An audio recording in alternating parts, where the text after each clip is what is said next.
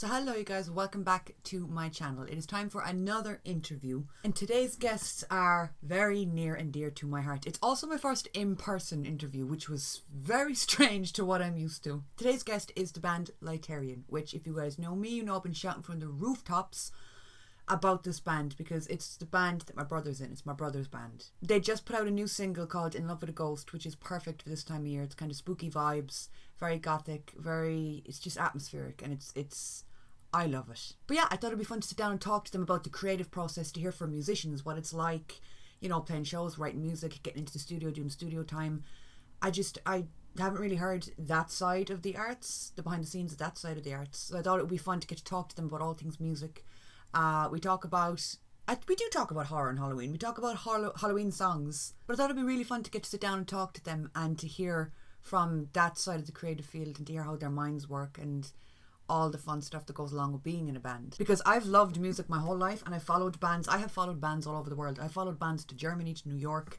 I love music, but I haven't looked at it from the other point of view, from the band's point of view, so I thought it would be really fun to sit down and talk to them. I don't think I say it in the video, but Sam's my brother. So the one who's sitting beside me, directly beside me, that's my brother. Obviously it's my brother's band, so I'm going to be supportive and to be positive when it comes to the music, but I'm also very upfront and honest as well, and I wouldn't push something if I didn't think it was good or believe in it. So all their socials and their streaming is down below. Go give it a listen, you will not be disappointed. Oh my god, listen, it's like 9 o'clock at night when I'm recording this intro. I am tired. It was really strange having having the guests beside me because I'm so used to looking at a screen. I have a crick in my neck from turning to the side constantly. It's odd, but they're such talented musicians. They're very talented lads. They love what they do and it is so clear, it just bleeds from them. So yeah, I hope you guys enjoy, and here is my interview with Lyterian. Okay. What do I do with my hands? I want to cross my arms, but then I look like a closed off bastard. Like, dude! You copied me. I did it first. You know it. You know it. You know it. You know it. So you do it as well, so it feels like we're all even. How does that look? Hello, I'm Sam. I sing, I play rhythm guitar, and I write the songs for Lyterian. Hi, I'm Cliff. I'm the bassist for Lyterian. Nice one. I am Sarah and I play guitar. Bye. Yeah, that's weird. way too fucking posed. It's because you won't let me cross my leg, man. So we'll start with a really easy question. Have you been interviewed before? Clearly fucking not. Yup. Next question. We have been interviewed before, I think 4 times. What's wrong with you? Wait, hang on. Have we been interviewed before? I'll ask the question. So why am I here? Every interview I seem like such a cold bastard because I can't look at you because you start laughing. Yeah, we've been interviewed before. Once at LCFE. We did one with the Limerick Leader, and then one in Pharmacia a few months back when we played our show. We didn't even get to see that one. Someone asked us for an interview, filmed it, and then just went, alright, well, I'll send it to you. And just didn't. And everyone... We don't even know if they were an interview. And nobody knew who that person was. So your new single, In Love With A Ghost, is very Halloween themed. Oh, I'm laughing. First can't look at either of you. I'm gone zen, man. You're tuned the fuck out, you're gone. So your new single, In Love With A Ghost, is very Halloween themed. What made you want to go with Halloween as a season instead of like Christmas? Oversaturated market, I guess. Like Christmas has like so many like Christmas songs. Bangers. They're all like the People same. who don't like Christmas music, there's something wrong with you. I hate Christmas music. It is the best music like ever. It's like distilled happiness. It's not good. When Wonderful Christmas Time comes on, or like fucking Mariah. Oh, I don't really like Christmas. Don't want a lot for Christmas. It's only, everyone feels good. I just don't like the cold, man. It's just miserable. Like put it in like summer or something. Put Christmas in summer. But I think the real reason is that destroys the point. Like, it's supposed to be like snow. But the whole song has like a very dreamlike kind of 80s aesthetic vibe to it. What made you want to go down that road? Well, their overall aesthetic is very 80s, I think, and has been for a while. What was I going to say? I fucking forgot. Mid-sentence. Well, our overall aesthetic is very 80s, I think, and has been on a trajectory since the start. Because our first couple things weren't really super 80s heavily, But then as it progresses, we're just getting more and more 80s. We're all gonna have perms by the end of it. But like, what was the question? Where did you get the 80s aesthetic kind of vibe from? No, how did you get the dark aesthetic, wasn't it? No. Oh. Kind of 80s, kind of dreamlike aesthetic. No pressure. All three of us are just like... Yeah, I know. I can feel my brain cells burning. It's a very obviously kind of cheerful Halloween song, and like you can't really think of Halloween songs without Thriller or any real big Michael Jackson Halloween songs, which he has several, and that's kind of where we got that kind of sound from. Because their stuff is super 80s anyway. When you look at big popular Halloween songs, they're typically just single artists. They're not like bands. And I was like, wouldn't it be really cool if there was a big popular band Halloween song? It is very 80s sound, because I know you're really influenced by like Disintegration, kind of like a lot of 80s bands. The album. Like, I know my background, it was very like early Metallica and like early 2000s and or like 60s, 70s type stuff. So whenever I play bass for these songs, even though it's like an 80s sound, I try to have a bit more of that like sound of like the 70s almost. I like that funk, I like that whatever, which is weird because like wasn't really into funk. What were like, you onto into the band. before you were in the band? Hair metal. I have like a completely different aesthetic to you guys. Well, we all have our own different, like, unique aesthetic. We all do come from different musical backgrounds, and like Sarah like was a late joiner. Like I think Sarah's been here almost a year. I think it's 8 months soon. Yeah, I joined in like March of this year. But like the sound they contributed was like huge for the band. Like it brought this kind of like 90s shoegaze type, like Nirvana type cool guitar, and like it really impacted the sound, because even though we had different vibes and the music sounded different, it just fit in so well. It complemented each other. And like now we've like really found our sound. Like by the time even Sarah joined, we had like a very good idea anyway what we wanted to do and who we are. And then when Sarah joined, he added like all the old influences back. It was kind of like a reminder of like, hey, this is where you came from, type of thing, in a really weird way. I feel it's so important. It's so touchy. In terms of recording it then, how long did it take to record and to lay down? Recorded in 2 chunks over 2 days, 3 hours per session, so 6 hours in total, which isn't a lot of time. 6 hours is pretty like average when we're in the studio for a song. Like we like to give like a lot of care, but like obviously when you have like 2 different days of 3 hour sessions, you really only get in the flow after 3 hours. So like I'm really happy with how it turned out, and it turned out so well. We knew exactly what we wanted. Yeah. Going in, which we do anyway, but like this was even more distilled. It was really nerve-wracking. I want to like it really was, and I only really started getting into the flow of like being in the studio once we started wrapping up. Even in the studio, when you're listening to things with headphones, it sounds way different to what it actually sounds like just even out of a speaker. I think you could kind of feel the same way. Like you'll do a take, and like when you finish a take, they typically just play it back so they can listen to it, and you can kind of hear it in the phones, and you're like, oh, it's not great, or I could have done better. And then you go into the room and it sounds completely different. When my parts were recorded, it's almost like hearing your voice back for the first time. Say you record, and it just sounds weird to you. Yeah. And it just doesn't sound great. But then, you know, once everything was mixed down and like mastered and stuff, I listened back to my parts and I was like, oh, that's not shit. So we're on the topic of Halloween and Halloween music. What's your all-time favourite Halloween song? Probably Somebody's Watching Me. Rockwell. I'd say Thriller for me, just because it's a classic. But like he has way better Halloween songs. I remember Scream. being a kid though, and like my mom would like constantly play the movie. Like if any remember the movie, like terrified of it. But my mom would play it on repeat. And it just became like ingrained in my childhood. So now whenever Halloween comes, I'm just like, oh, Michael Jackson. Topical. Igor. Tyler the Creator. Sorry. Igor. I was going to say, who the fuck is Igor? He has a new Halloween album, people. Does not sound Halloweeny.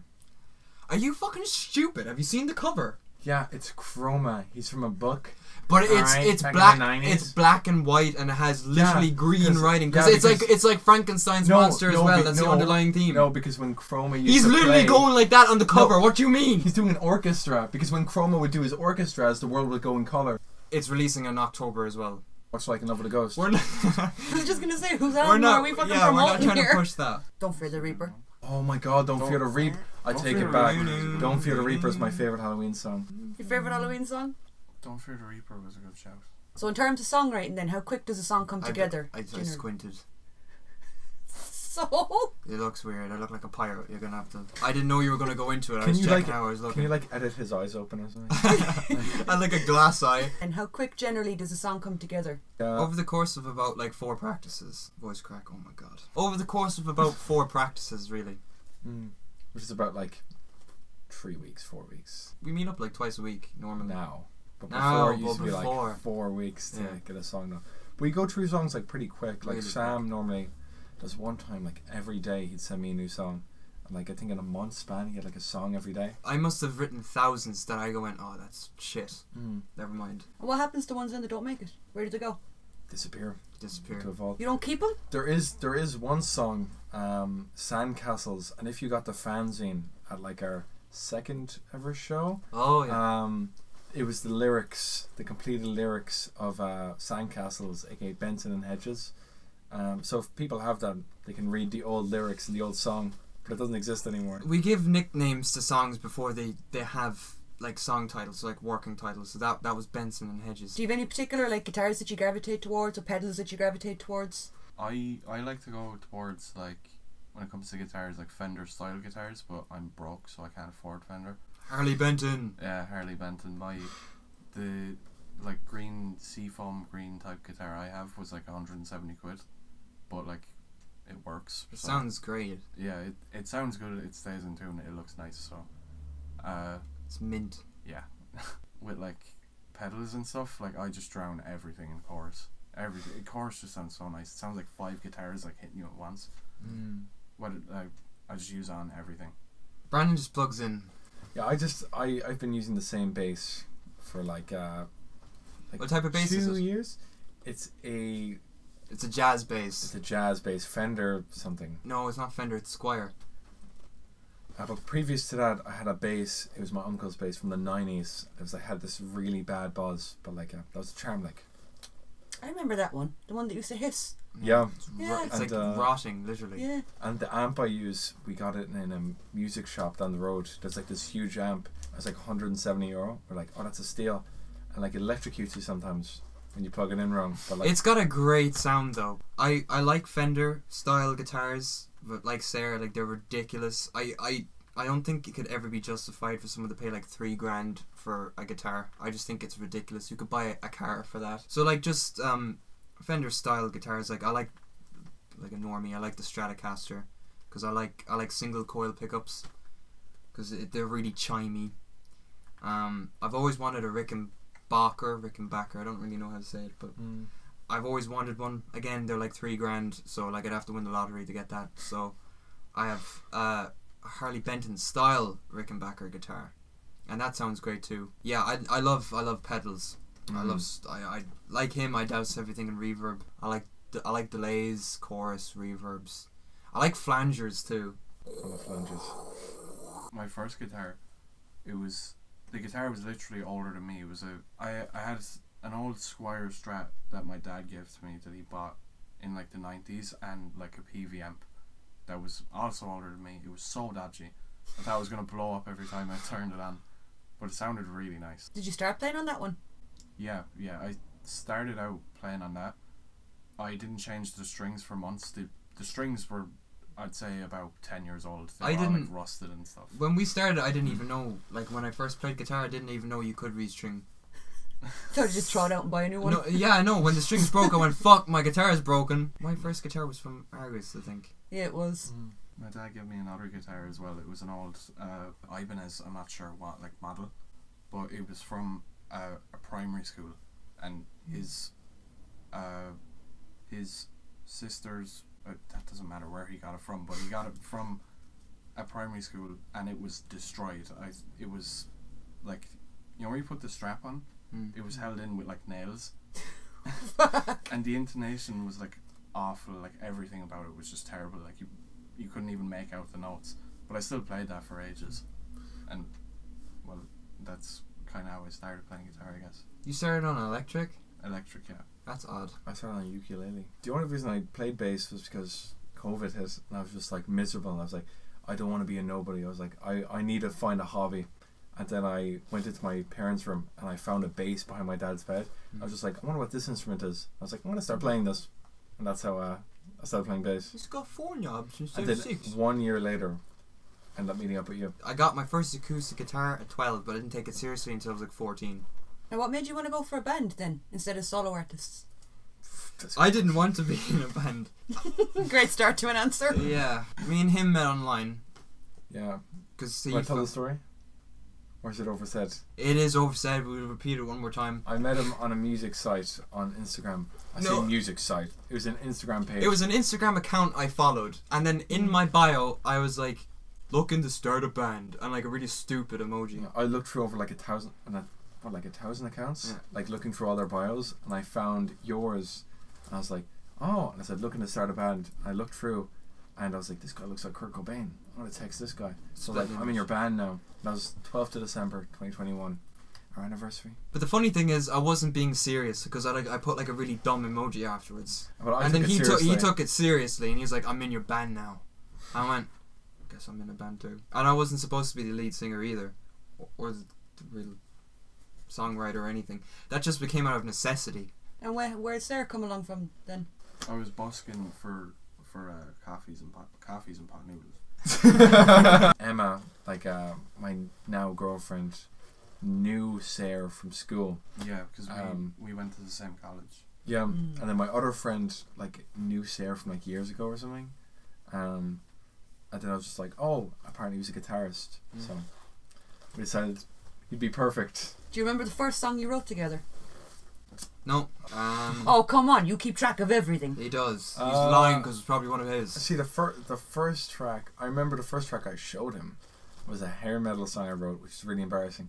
It's called In Love with a Babysitter. Really embarrassing. What's really that about? embarrassing. I stole it from Hot for Teacher. I had like a bass riff for it and I was like, oh, this is awesome. But Sam shut me down real quick. And what's weird as well is like normally when I met up, because I was in like several bands before I stumbled on Lyterian, but like every time it didn't feel right. Immediately when I saw Sam in person, it was like this connection. Like I knew him for years and it just continued. I was just like I have to keep making music with this guy. What are you fucking laughing at? He's being nice. I'm being so sweet, man. I'm remembering my my memory of that day. You're just like, oh, that twat, man. You were late and foreshadowing. we met up in the Edge. We did. We did, remember? Yeah, And we I were just- looking at t-shirts, and you unironically pointed at a Green Day t-shirt and went, have you heard of that band? You asked him if he'd heard of Green Day. Yeah, Yeah. he did. I don't even think he knew what Green Day was. He was genuinely asking if you heard of them. Fun fact, Where the fuck are I them? didn't listen to Green Day. I remember for the first like 2-3 months I wasn't able to like come over to practice because Yeah. it was big on COVID. So like nobody met up. So like we'd be wearing masks in Artscape Park. Our first ever gig, technically, it was a busking session at Archer's Key, and all of our friends came and they just surrounded us and like gave us change. All we of our made friends- €5 that It was day. like 3 people. We were meant to play a bunch of covers, and Sam texted me the night before. He was like, here's 12 Nirvana songs you have to know by tomorrow. And I was By the like, way- how am I supposed to learn these songs? By the way, who does like an acoustic cover set list? There's like 12 Nirvana songs. I remember the first song that we probably wrote together, and it was Girls Smoke 2. I still remember the bass line and everything for it. I don't think I've even heard it. It's amazing. It doesn't Okay, exist. fun fact, it's at the ballroom reversed. So like the first 2 chords, da da da da It's da. all 3. It's just backwards. Bum bum bum dum. Exact dum, same dum. chords. And did you do that on Song. purpose then when you did Ballroom? Did No. you flip it purposely? You did I- do it purpose. No, though. I didn't. I thought it was a new song. That's stupid. When I first joined, I remember the first song that I learned. I remember I walked in, like, you know the way I'm quiet now? Mm. Do you remember how I was when I first joined the band? I would say, Oh, yeah. I would say like 3 words of practice, and I'd be like, okay, bye. I walked in all super awkward with my amp and my guitar on my back, and I just sat down and I was like, this is how you play Hearsay. And I was like, Oh Okay. yeah. Oh yeah. That was the first song you learned? Hearsay was the first song I learned. That's I was going to like- ask as well, what did he make you? Because like you walk into before a he house, came you in. don't know Yeah, them. who like exactly like dynamic wise? Like, did you hear about us like previous, or like did you? I heard bits and pieces about the band before I joined. I just heard that these people are a band, and I was like, oh, okay. I was walking in blind. I didn't really know what to expect. I almost felt like, because this was my first time ever playing like as a group with people. I felt like I almost had to be like formal or something. But I walked in and everyone was just really chill. I remember he handed you like an energy drink. Yeah. Like set you down. Yeah. I thought I had to be like, what's the word I'm looking for? Where you have to be like polite. Like it's a job interview that you Yeah, go in and you're like, I almost felt like it was like I had to be very well spoken and stuff, but it was just fine. I remember when you left that day the first time, like me and Sam were talking, and we just said, we're just like, he's in the band. Because we cycled through like a few guitars before that. Yeah. I came in, I played like a few songs with you guys, and then it was like, yeah, you're in. I was like, oh, I didn't know it was that easy. now you're stuck. I'm sure it's not that easy. We've but never done that before as well. Because weirdly enough, everything's very democratic. We're just naturally very indecisive people. Yeah. I have a very good sense of people. Mm. I can kind of guess what type of person you're going to be. And I was just like, Sarah's aura. His vibes. The vibes are good. His vibes. Just looked up his like fucking astrology chart Yeah. and stalked him after he left. He's a Capricorn. I like that. He's got a crystal on his guitar. And obviously, you've gone through a lot of different eras. Do you keep track of like milestones, of special moments? I have a He box. does. I have a box Yeah. of memorabilia that I keep. I have like our first lyrics. I have we got pizza one time like 3 years ago, and Just the once. just the once like Sam decided, oh, I'm gonna get pizza for you, and then we cut out a bit of the box, and I wrote the first time the set list was like properly written and agreed upon. I wrote that down, including the song that never made it, Old Friend, and I still have that written on like there's like a cheese stain on it or something. It's like really It's gross. It's like falling apart. Yeah, obviously your answer is going to be very different because you came along a bit later. But what was your first live show like? And your actual show like in a venue? Well, my first time was the Pharmacia show we played back in April. June actually. Was it? No, it wasn't June. It was in June, yeah. No, that was the Dolan's gig. Yeah, wasn't it? yeah. Dolan's he's was right, in that was- July. No, it wasn't. It was. I literally have the I want to say it was Yeah. May. I think Dolan's was May May. 11th was. Pharmacia was April 12th and Dolan's was May 3rd. Are you joking? Yeah. Brendan, you're supposed to be the one that keeps track of these things. You were a whole like 2 months off. Your Damn. box would be crying. Damn. That was my first show, and I'm not gonna lie, I was absolutely shitting it. If there's any like footage out there of me on the stage, you can see I'm like a stone on that stage. Like I did not move at all. Like I wanted to have a stage presence, but I didn't know what to do. I was so awkward. Yeah, your feet kind of become like concrete. Yeah. Like after the first 3 or 4 songs, I was like, okay, I want to do this, like until the day I die. It was a good nervous. It was really good. It's really weird because we've only played 4 shows in 3 years. Like we've really only focused on the music first. And the reason behind that is like, I've always had the philosophy of if you're going to do something, then do it good. And especially when it comes to live shows, I don't like we could play a live show every month, but like the quality of that will eventually go down. And especially like if we could book a show tonight for this day next month, and sure we'd do it, but like it wouldn't actually be that good. When we play a show, we like rehearse for at least 2 or 3 months solid, like twice a week for 4 hours, at least going through the set twice in a session. But I think it feels more like an event than a show. It's like there's a show, but it's like the event and the hype kind of around it, because you see people get really, really excited. That's exciting for us as well, you know, looking at that and feeding off of it. We don't play a lot, and because we don't play a lot, it makes when we do play so much better. We could play every month, we could play every 2 months, 3 months. People would be excited, yeah, they might go see us, but if we play twice a year, 3 times a year, every time they're gonna go. They're gonna want to participate. They're not gonna want to just stand at the back and act cool. I was way too nervous because the song we opened up with for the Hearsay. Pharmacia show, yeah, we opened up with Hearsay. I was way too nervous. I had my head down like this looking at the guitar, but I went back and I looked at footage and I saw like people dancing in the crowd and stuff, and I was like, that's cool. I like that.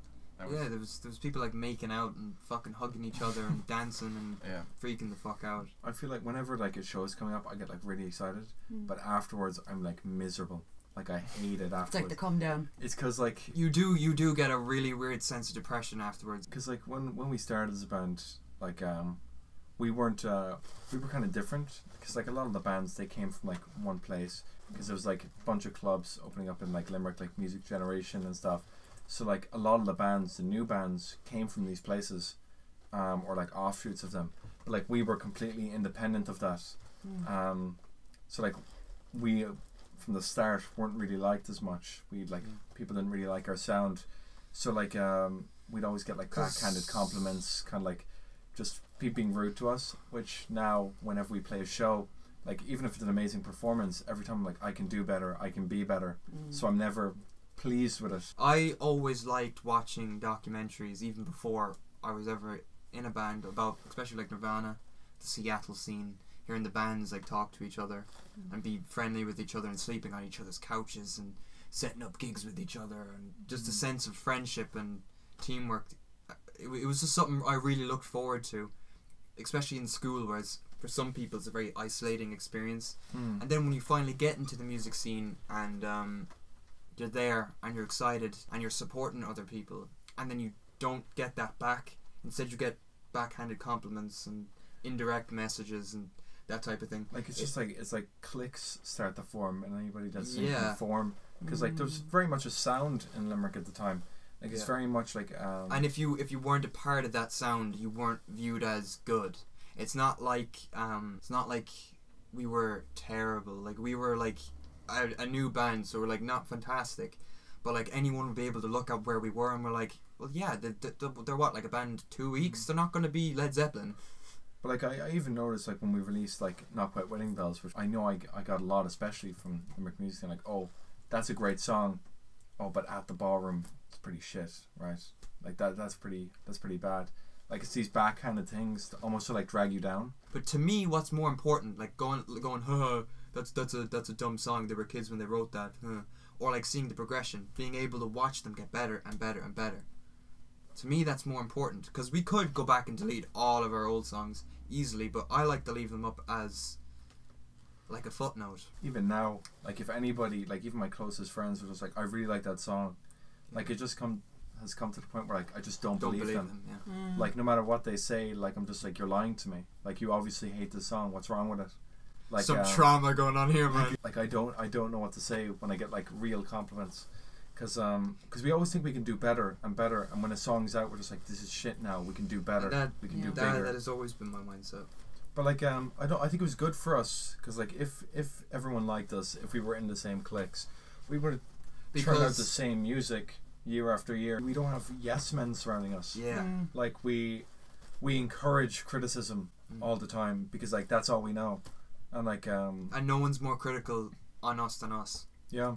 You'd hear like people like saying like, oh, that's a really good song, and then you'd hear five next away, week or something, or like you'd hear like in passing, they were like, oh my god, that was a horrible song. Can you believe Lyterian released that?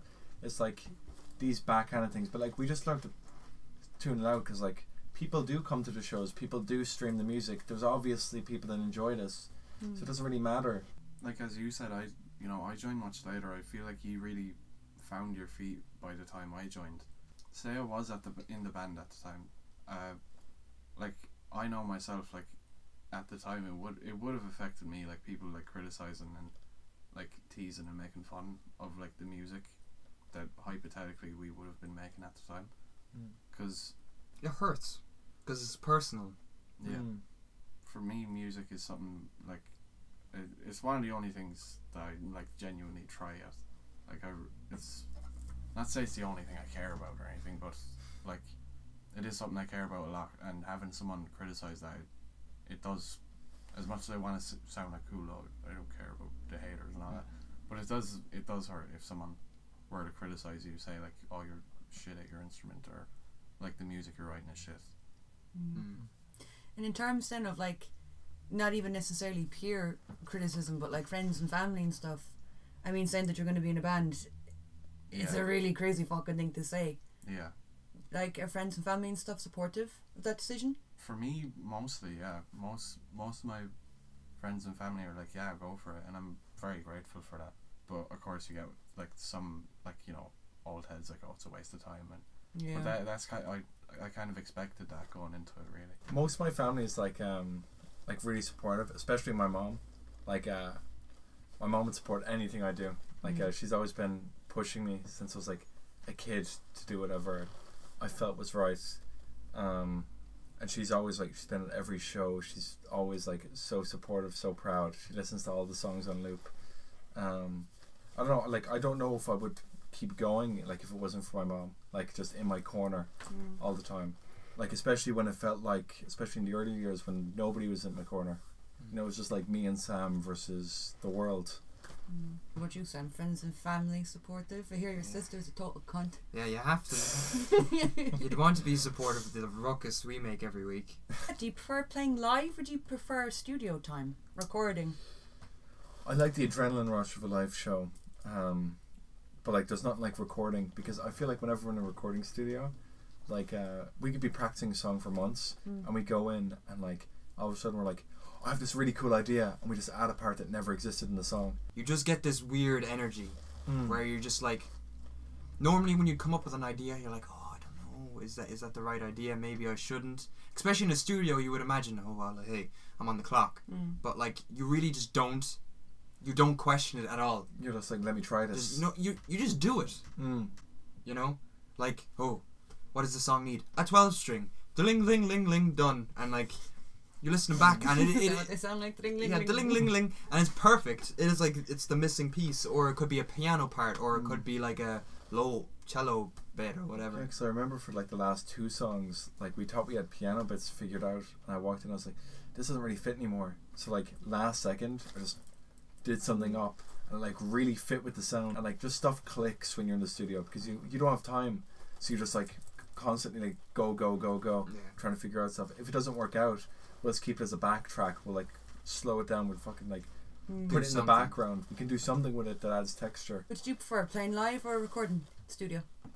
There's like pros and cons to both, definitely, but I think I prefer playing live, to be honest. Like there's just not like it's a feeling you can't really describe when you're up on a stage. Like in the studio, it's nice to be able to like go back and get the perfect take that you want, which is nice. You can't do that live. If you fuck up, it's there, it's done. You could be a bit more obsessive. Yeah. Studio. In when you're playing live, well, obviously it's all live, so you can't. Well, if you do fuck up, you fuck up, and that's it. But it's nice in the studio to be able to go back. It's also way more embarrassing if you fuck up live than in the studio. Yeah. Because like, who's gonna see it? Like the producer and us. Like that's it. But when you're live, it's embarrassing. And if it's something like a voice crack, you might get a chuckle in the control room. If you get a voice crack like live on stage, it's a very different experience. Yeah. That's why it's such a thrilling experience, because really live, it's like, you know that if you mess up, like 100, 150 people are going to see it, and depending on how bad it is, the reaction is going to be different. Like, say one of us fucks up and we start laughing, it feels like, oh, you know, we're all laughing together. But if you fuck up on stage and there's like 100 people laughing, people are laughing at you, not with you, and it feels it's not a good feeling. Yeah. We really try to be nice to new bands because of that. Yeah. Because of what we went through and kind of how we were treated. When we see like new bands or people even trying, we really, really try to help them out, and even that has backfired. That still doesn't change my mind and my outlook. Like, even today, if I saw like a struggling band, I would try to help them somehow. It's nice to try and help the new kid. Yeah. You know what I mean? Because no one's in their corner. And like, by that one band saying, hey, you're cool, Yeah. all the difference. other bands are going to start agreeing with you, and it's all of a sudden they're validated. They feel important. It's probably a bit of a weird or stupid question, but what's been one of your favourite memories so far being in the band? Windmill. Question. Probably Windmill Inn. People don't know. Windmill is like the biggest studio in Ireland for recording artists. Like U2 recorded most of their albums there. Kate Bush recorded Running Up That Hill. Lady Gaga, Metallica. All these big bands. So like when I met the producer in Pharma, I was like, oh my god. And you didn't we were even talking. know. I didn't even know until like they told me. I was like, wait, they were like a trainee at Windmill Lane. You didn't even believe them. I didn't believe them, and they said, here's my WhatsApp, contact me and get you up. And I said, sure. I didn't. They came down from Dublin, by the way. And then the second time they came down from Dublin, we just so happened to meet again in Pharmacia. We were sitting beside each other without knowing. And they turned around and said, we need to get you up. We need to get you up. And I said, fine. So we arranged it, and we ended up going up like a month after we recorded our main like return back to music. I went up on the train with like all our luggage. Yeah. I had an anchovy pizza. Amps and suitcases, so yeah, it's easy they had to a pull along. great bathroom in that pizza place. It was amazing. We spent like an hour in there. They gave us like blankets and pillows and stuff outside. They were like so sweet. But like the toilet was amazing. Like it was like all done up and shit. I was That's like, your wow. takeaway from the trip, the loo Great and the toilet. pizzeria. Yeah, I think that's my favorite part. The studio was really great though. It was it depends on what type of studio you like really as a recording artist. It was very clinical, which is like good because you know those types of places, you know they don't fuck around. Like you're gonna get a recording, like a really good recording at that. But like I remember like we were just like jam packed for an overnight session, and we had about 5-6 hours to make 5 songs, and like we were like really nervous and scrambling. We were just coming up with ideas on the spot. Because I play guitar and I sing. It typically. Did you lay bass first? I think we all did a live band first. We did, so it'd yeah. be quicker, and then Sam would go back in And do the vocals. and do the vocal takes. And then we do the live band, then vocal yeah, takes. but he'd do the vocal takes while I was doing the piano at the same time. Sarah, what's one of your favourite memories so far? Probably this one was only recent. It was when we were shooting all the skits and stuff. Like I had a lot of fun doing that. For In Love with a Ghost, remember we did a cover, not a cover, it's our own fucking song. Remember we were all sitting around like the TV and the popcorn and stuff. Like that was just a lot of fun, just doing that, and then taking like the pictures as well. We laid down on the floor in the white sheet. Like, Oh yeah. that was fucking hilarious because we all, I can't get my hair right. And we were all like accidentally touching each other. Sweating, because then the blood Or like starts running hit through your Sam head. with the mirror. Yeah, he kept hitting me with a mirror. And then he kept pulling my hair thinking it was his hair. I'm like, does that look blonde? Yeah, with the content creation side of things then, with like taking promo shoots or filming videos for Instagram, do you like that kind of, that side of being in a band? Because like publicity and trying to constantly put out content, it must be stressful. Like I love it. Like we do because we like genuinely enjoy it. And we put a lot of oomph into it. Like Yeah. we put a lot of effort into them. Like I'd come like to band and we'd all have like Sam would come up with like a bunch of ideas and like fire them at me, and we're like, alright, and then he'd tell me what we're recording for the day, and we just start. And come up with some scheme, like it's Ed and Eddie. I'm like, we're getting a white sheet. You're gonna lie down on the floor and it's gonna look good. I remember the Scream one was my favourite because I was Drew Barrymore's character. I was like on this like old phone, and like Sarah was in the other room, and like he was like yelling over to me all the words. Then we had to record another take with him outside. It was just like really, really funny. And like I remember there was so many like bloopers we had to take out of us just laughing, just because like either Sam ran down the stairs too fast, or like Sarah just kept like looking at the camera. I got too into it. I was recognised for the first time from the band. Really? Yeah, a few nights ago. It was fucking. I was like, Well, sit down and tell that fucking story. Where'd you get recognised? At work? no. I was in Pharmacia, and we just like I was just washing my hands, and some guy came up to me, and he was like, "Are you from Lyterian?" And I was like, "Yeah." Well, who the fuck are you? Recognised me from the band, and I was like, "Holy shit!" I was like, "Yeah, I'm from Lyterian." I was like, "Yeah, I like your music, man. It's pretty good. I heard the new single and stuff."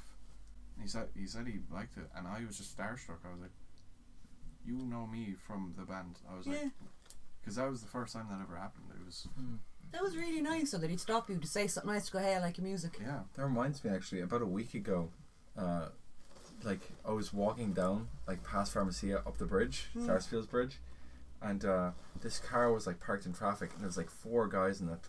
I've never seen them in my life, and one of the guys was like, "I know you," and I was like, "What?" And he's like pointing out his car. I said, "I know you. You're in a band in Limerick, right?" And he said, "You're in a band with the guy looks like a little bit like Freddie Mercury."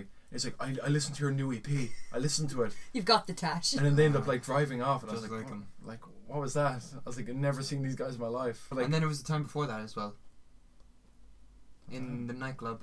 oh, the nightclub. 2 people came up to me, and they were just like they were just asking me to play a song, and then one of the girls was like, "Oh my god, are you in Lyterian?" She started like freaking out, and she like pulled up her Spotify and she was like, "I have your song liked. Look, Not Quite Winning Bells. I love this song." Aww. And I was just like, "Oh, that's really sweet."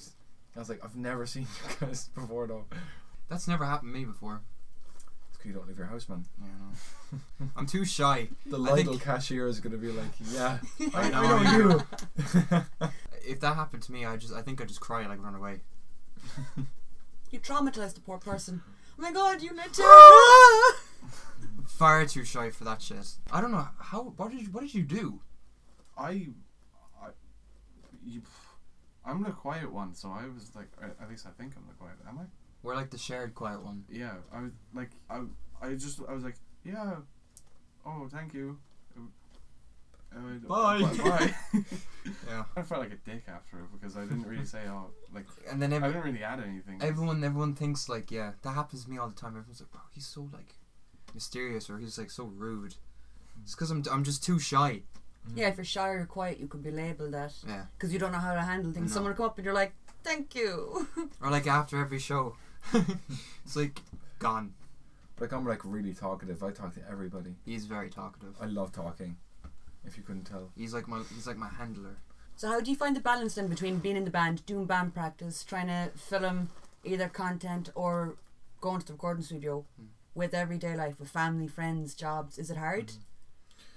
Not so much. I always kind of like put the band like at the top of my priorities, like at all time. Like if I'm going out one day and like Sam's like, "Oh, go to practice," I'm like, "All right." I just steer to practice and I do stuff after. Whoa. You make me sound like a dictator. No, here. it's like he You doesn't. plans get to practice. He doesn't know. I'm Oh, like, thumbs up. Can you guys please come to practice today? Love But, heart. Does that time suit for you? But it's just like he doesn't know like if I have plans or anything. But like, oh, this is the most important thing in my life. So I just put so much care into it. Like if I had like I knew, oh, I was going to do a show this day, but I also have work. Like I'd make it be known that I'm not going to work that day. May they fire me or not, I don't care. But like luckily I have a nice manager that kind of like he's a DJ, so he gets music. Yeah. So he understands that like, you know, music's my priority and that I really care about this. He said in the interview, he said, treat this like a side thing and your music as a main thing. So he gets it. He really gets it. And like if I'm like, oh, I can't work this day, he's like, that's completely fine, don't worry, and he just finds somebody else. What a nice guy. And Sarah, what about you? How are you finding the balance? I won't even lie, it's hard for me. I work bar work. I'm a bartender, so I mainly work weekends. So trying to balance not only the band but my social life outside of the band and work. It is pretty rough because at least like in my personal life, my social life, all my friends are working or in college, and the only time they get off is the weekend, and that's the time that I'm working. And then on top of that, the band as well. It's hard. I mean, like, you guys are very like accommodating of that. Say I'm late. Like, I appreciate that a lot because, like, I don't know, like working long nights and then having to be straight back up within like a few hours. It's rough. It's hard trying to find that balance, but it is worth it. But it's like having two jobs at once in a way. Because you have the band, which is a job, and then you have your job. Yeah, that's a good way to put it. Like, I have my job, which I don't like, and I have this job, which I do like. So if I had to pick one, it would be this, but I can't just skip work. You can't have one without the other, really, especially in the beginning stages of a band. Yeah. Obviously, though, you've been a band since what, 2020? 2021. 21. 12th of December. So you're still kind of in the infancy and the baby stages of the band. What do you hope is the one thing for the future of the band? If you could have one kind of big dream in regards to being a musician or being in the band. I don't know, I want the luxury of being able to just like write music, play like with my best friends, and just kind of like live off of it. Just being able to do that 24/7, just traveling around with like some of the people I care about the most. That's the ultimate goal. Even if it's just like barely minimum wage, like that's enough for me. The only real like the only reason I work at my job now is for money. But I genuinely enjoy this. Okay, do you want to do some rapid fire questions? Yeah. Yeah. Favourite song you've released so far? Love the Ghost. Sam? I love the Ghost. Sir? I'm trying to think. Ghost. It's rapid fire, yeah. I'm not for the Ghost. Okay, favourite musician? Kurt Cobain. Sam Shaughnessy. Oh.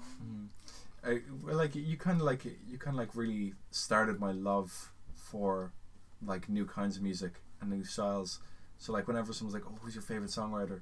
Like not to glaze him or anything, but like I consider him one of the greatest songwriters of the 21st century. I say that, I know that sounds like I'm glazing, but I love the way he writes songs. Like it's one of the only pieces of music that I can sit down and I can like almost cry to.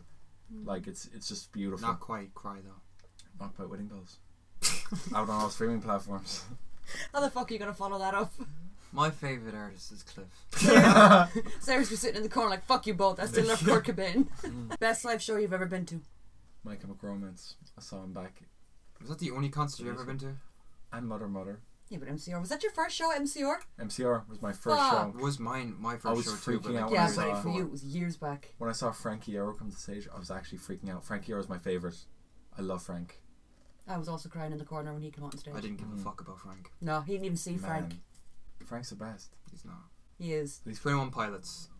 Really? You saw 21 Pilots? Yeah, so she dragged me to them ages ago. 2018. Mm. Really good. They're very good. They were a very good live band. They are a very good live I don't band. know what they're like Shut now, up. but they're still really good. They were incredible.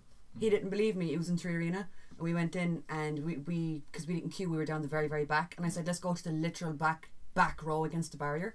And he was like, I want to go try to get to the front. They had a big walkway that was in the ceiling that they lowered down so Tyler could walk over the crowd and go to the B stage, which was right in front of us. And he didn't believe me. Song you wish you'd written? Oh, that's a good question. Fuck. Imagine all the people. Damn, that's a really good question. You could either go with Love, a song that you love. Oh, I wish I wrote that. Or Royalties, a best-selling song. Cause I'm happy. Yeah. Girl Is Mine by Michael Jackson in Thriller.